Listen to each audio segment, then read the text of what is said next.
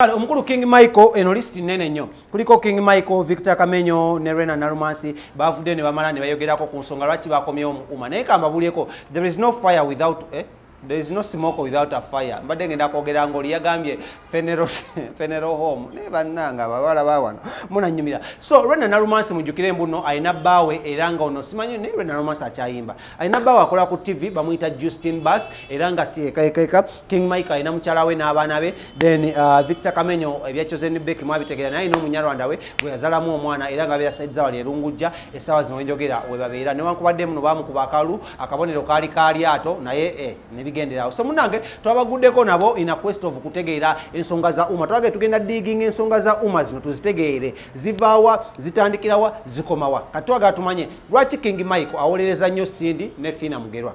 Lwaki Victor Kamenyo yakomyewo ku bukulembeze kakiiko akokulira hip hop sector mu Uma. Lwaki Renah Nalumasi yavuddeyo mu maternity leave ne muba muno bakuza omwana ne Justine Bass n'akomawo kakiiko kano. Ensonga zino zonna sobola zikubulya but kanzi kutuseko birengo zetegeera abenyinyini beyogera nenga towerabira bannaffe abatukolera kate ekifaananyi nga kino studio ngene yakabi babayita bannaffe ba King Montage Studios banasangi bali enankola ku Prime Tower Complex obotuka obakubireko ku simu zino wammanga 0702 10 4125 oba 077777 0 02 3 bajja kwa kukolera ebintu binyo bakwata emikolo bakwata embaga okwanjira okuhinjirwa birthday party graduation party baby shower biweddeyo competition kino kyakuyamba music yaffe kubanga standing out.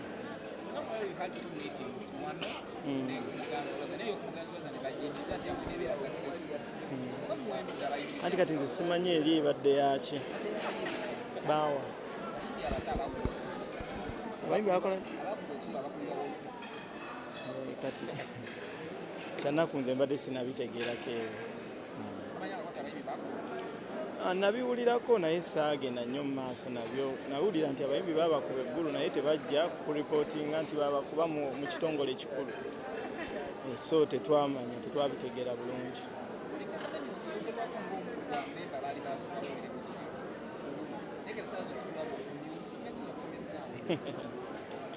Okusuulawo kye sitategeera kyaka kyo buvunaanyizibwa ki bwe mwali mwampa obukola ne sibukola.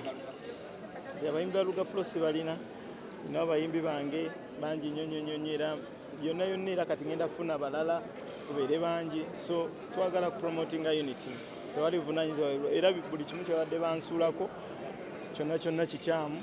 So tetuliwo ku lwa bibaddewo oba biriwo kati wabula tuliwo ku lwa bigenda mu maaso.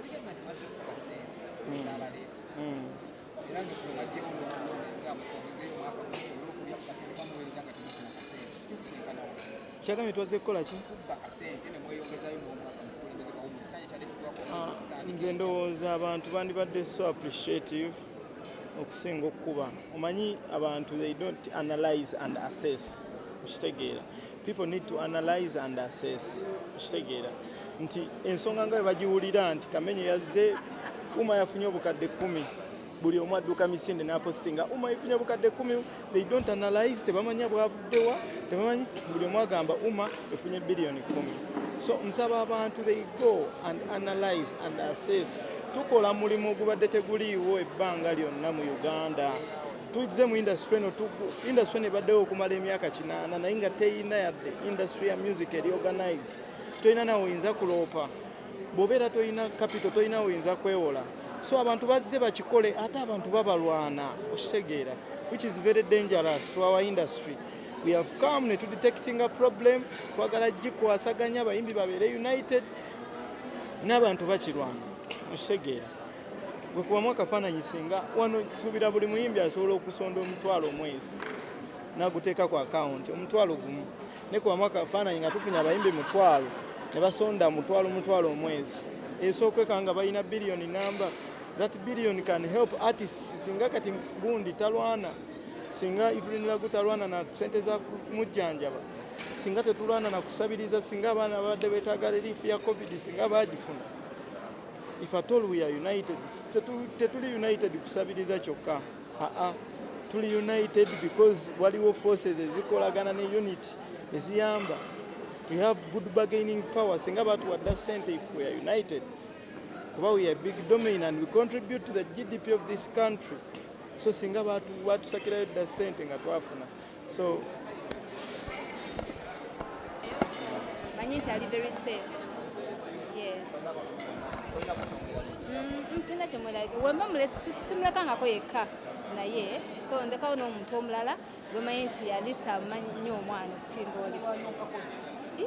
Ngenda kuteeka muyonse omwana akuze n'okula agenda nakuva ku bbeere kati bw'okyayogera ku bya kuyonsa. Ngenda mu breastfeeding up to 2 years kubanga that's the recommended time ey'oku breastfeeding. Naye ku 6 months oba supplementing with other things so kyendiko kituufu nnyo. Kubanga I mean bw'ozaala n'otayonsa mwana ng'olina amata simanyi oba ofuniramuwa galuma n'okuluma egasigalamu nga toligawa mwana. So nze kimpe pride kubanga kyekinfula omukyala. Surgery zajja nimba asikalekamu kubanga abayi mamaanyi n'okusigala ku mutindo.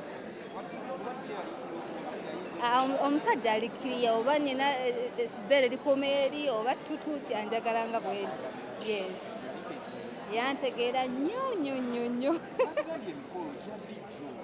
Emikolo saagala basunirako nga tetuna very soon nja bagamba. Oba yajja bagamba kasita mukola naye.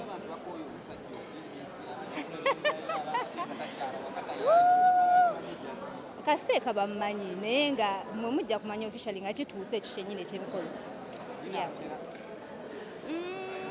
Maybe not. I won't say. Tulinde tulabe. Uganda kiri fair of course nga omanyi tuli mu bakyatulokinze down ffe ng'abayimbi naye nga tutetenkanya nga ffe ba hustlers tukola ebintu ebyenjawulo so we tuli happy tulya tunywa tuli okay. Yes. Leero bodyguard wange bamuganye okumbuuza ebisinga kaawe kyova olaba ze naye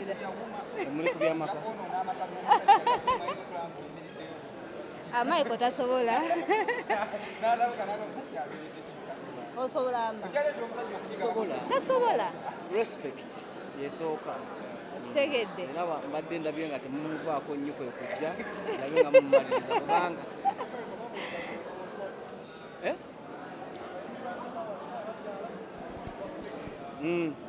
Boli wali.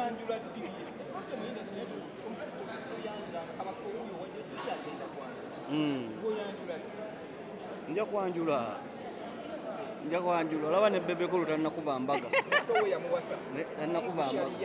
nange nja kuwasa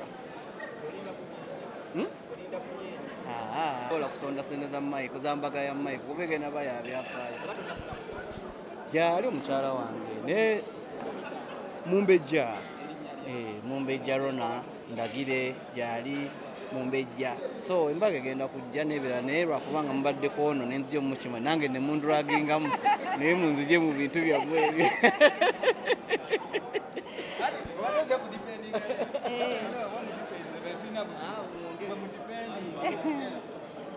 ambeereramu twebeereramu abakumba of course mu ngeri ki gy'ogamba quarantine ebadde nnungi kubanga eyongedde n'otugatta n'okuba nti tulina more time for the children kubanga jjukira babadde tebasoma ate nze nali n'akazaala so mbadde nyina bulungi time nga sirina pressure nti oba nyina okuperforminga anywhere nga ndi n'abaana strictly so ebadde yakabi nnyo ku side yange abato of course banga omanya abaana abato naye nga waliwo time yaabwe gy'abawa naye namala nakula n'ebyo ebirala tuli bamukwano first of all ate tetwakibamira bubamizi nti Renah wuuyo biki okitegeera twetegeera for some time before even deciding to be in a relationship. Yeah.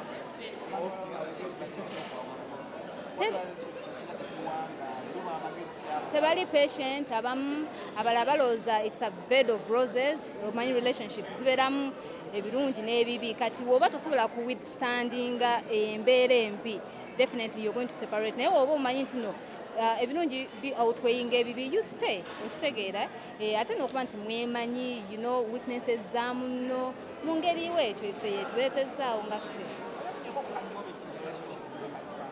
of course zibeerawo teziyinza butabaawo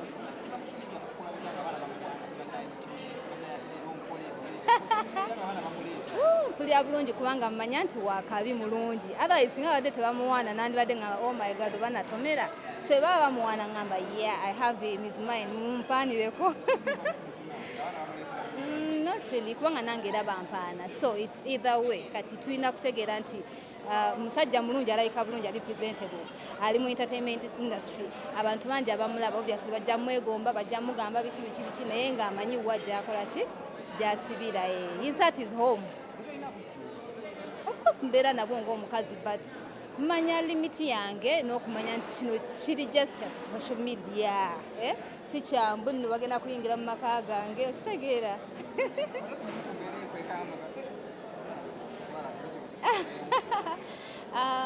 well you can never say never bibeerawo n'ogamba naye because of the trust you have n'ogamba ekyo just n'okitunula ng'ekiri awo just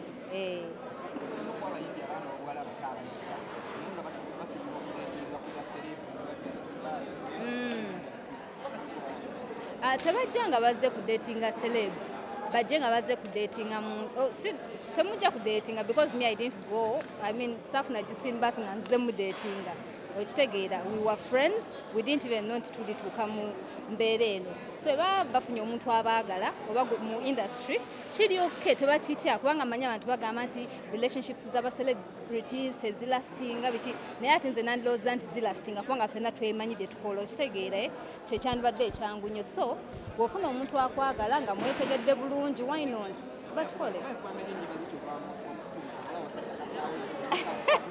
no actually mwagala nnyo kubanga he's one person who puts 100% in everything nze muyimbi amusingira mu Uganda kati niwonyumya biki kati nga lwaki simwagala mba njagala omuntu nga akkiriza mu Renah Nalumasi ate yo Justine Bass yes